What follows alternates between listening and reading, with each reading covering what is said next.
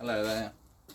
So today I wanted to cover a very useful technique called power slap. So this is useful for two reasons really. One is as a practical technique in terms of what it does. It's essentially like a preemptive strike designed to be a fast knockout.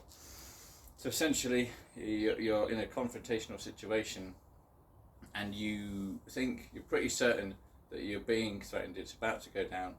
And preemptive strike just means that you're basically hitting first before it gets to that stage, so that you don't actually have to engage in the conflict further. So you're trying to finish it off before it starts, basically.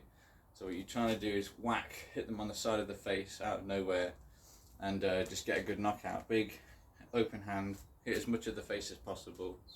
And if you do it properly, you should be able to knock most people out. And if not, it'll just rattle them. And it'll give you a chance to either follow up or try and stop it there. It depends on the situation. It's also useful as a training method to sort of practice how to generate lots of power using the whole of your body. So you can apply the principles of this technique to any other sort of strike, whether it be a punch or a kick. So I'll try and demonstrate that as best I can. This punch bag isn't the best to demonstrate this because one, it's a bit too low down. It needs to be about line with my head for the practice, and also most of the weight's in the bottom, so the top's kind of light anyway, so it's better for practicing low kicks. But I'll demonstrate how to apply the same principles into like a low kick as well.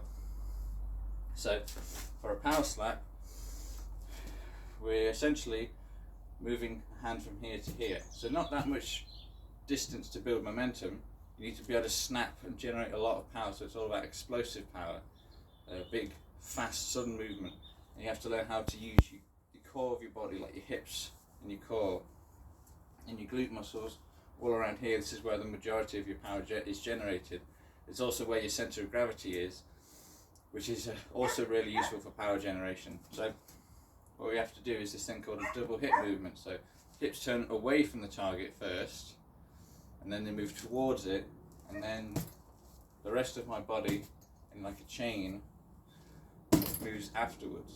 So that hip moves first, and then like my shoulder goes, and then elbow and arm goes. So it's kind of like if you see someone, when you throw stones or if you throw a javelin, you naturally create this bow shape. The hip moves first, and then the rest of the body and arm follows. So it's about applying that same principle. So you go twist this way, twist the other way, there, that. Again. So, and again, you can also try and turn your body weight into it by imagining this foot is planted like a door, and it's like a door hinge. So you sort of swing into it like that. That helps you to move your centre of gravity towards the target, which applies your body weight into the equation to actually increase the power. So instead of just being static there, you also move your body into it as well. So that's kind of how power slap works. And you can translate this into any other technique. So you can imagine easily, the first one is just a hook punch, dead easy. So you're just changing from this into this. So the same principle, hip movement, arm follows afterwards. So you're not trying to tense your arm, you're trying to keep your arm loose and relaxed, a bit like a rope. So a whip. When you whip a whip, you hold it at the end, you just flick like that. That's the flick of your hips. That's the flick, and then your arm's just the whip, and it's loose, and it flicks out at the end. That's where all the power comes out. If a whip is stiff, the power can't flow, or that energy can't flow through it until the end. So that's why you've got to keep loose and relaxed. So all that power you generate here actually translates into the target through your arm. And then lower kick, how to transfer it. The same principle. You're moving, you're doing this twisty movement with your body, and it just goes through your foot, down your leg, into the foot after instead. So rather than just like that, it's like that.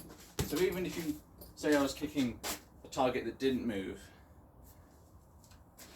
and you had to judge just based on the look of the technique, no sound, no readings that say how much power has been generated, you could tell already that rather than that one is more powerful because you can see got my whole body's being put into the technique rather than just my leg that are doing the work. My whole body is winding up and flicking out at the end. So that's power slap, and how to sort of translate the technique into other strikes for power generation. Hope you found this one useful, and I'll see you in the next video.